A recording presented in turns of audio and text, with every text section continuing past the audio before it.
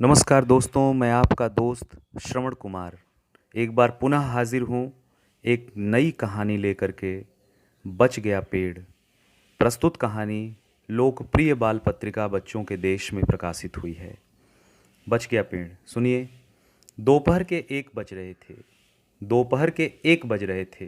प्रकृति अपने पापा के साथ स्कूटी पर आगे बैठी स्कूल से घर की तरफ आ रही थी।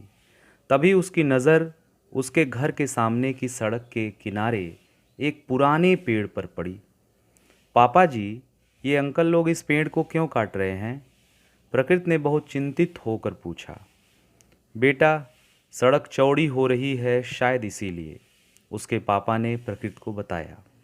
तो क्या सड़क के लिए हमारे घर भी गिराएंगे? प्रकृति ने अपने पापा से आगे पूछा। इस पेड़ पर बैठकर कोयल रोज कू कू कू कू करती है, उसने अपने पापा से कहा। चिड़िया रानी ने अपना घोंसला भी इसी पेड़ पर बनाया है और वह जो रोज़ मेरी बालकनी में आती है, मैं उससे बातें भी बहुत करती हूँ। वो मेरी अच्छी दोस्त भी है। पापा जी, यही वो चिड़िया है जिसके लिए रोज़ बालकनी में मैं दाना पानी रखती हूँ, प्रकृति ने अपने पापा से बताया। घोंसले में चिड़िया के छोटे छोटे बच्चे भी हैं। ये उन्हीं की आवाज़ है। आप नहीं सुन रहे हैं ची ची चूँ चूँ की आवाज़? पेड़ की डाल कटने से वो डर रहे होंगे। लगता है कि चिड़िया रानी कहीं गई हैं।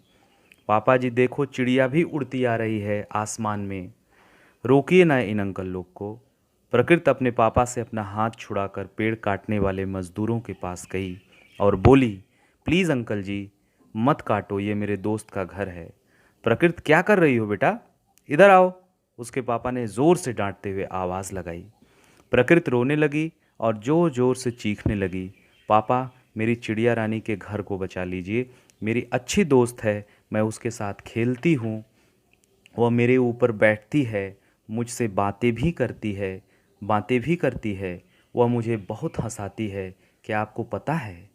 बेटा, मैं कुछ नहीं कर सकता, उसके पापा बोले और प्रकृति को लेकर किंकर्तव्य विमूढ़ भाव से घर में चले गए। प्रकृति बिना कुछ खाए गुस्से में सो गई। प्रकृति के पापा खुद को काफ़ी मजबूर समझ रहे थे। वह सोचने लगे कि सारे वन और जंगल लगातार विकास की भेंट चढ़ते जा रहे हैं।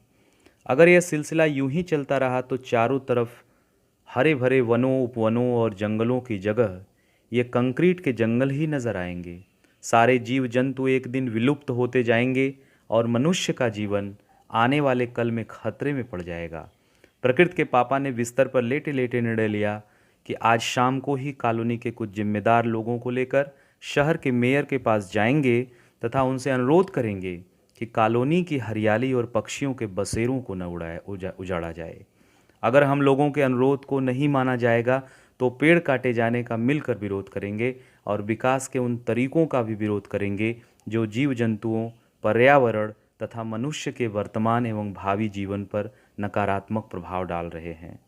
प्रकृति की बातों को बड़े गंभीरता से सोचते सोचते उसके पापा की आंख लग गई। कुछ देर बाद अचानक उसके पापा की नींद टूटी। बाहर काफ़ी शोर हो रहा था। प्रकृति के पापा ने खिड़की से झांक कर देखा, कोई किसी को डांट रहा था। प्रकृति के पापा बाहर निकले। जहां पेड़ काटा जा रहा था वहां जाकर उन्होंने किसी से पूछा, क्यों हंगामा मचा है भाई? वहां किसी ने उन्हें बताया कि सेक्टर बी से गुजरने वाली मुख्य सड़क चौड़ी होनी थी, इसलिए उसके किनारे के सारे पेड़ काटे जाने थे। लेकिन ठेकेदार गलती से सेक्टर ए के पेड़ कटवा रहा था। शर्मा जी के शिकायत पर कोई अधिकारी आया है जो ठेकेदार को डांट रहा है। यह सुनकर मैं बहुत खुश हुआ।